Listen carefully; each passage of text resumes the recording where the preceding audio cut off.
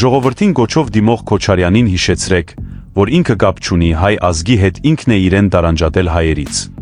Արժանապատվության գորստից տրտնջացող Քոչարյանին խորհուրդ կտամ սատկած առյուծ թամբել, գուցե օգնի։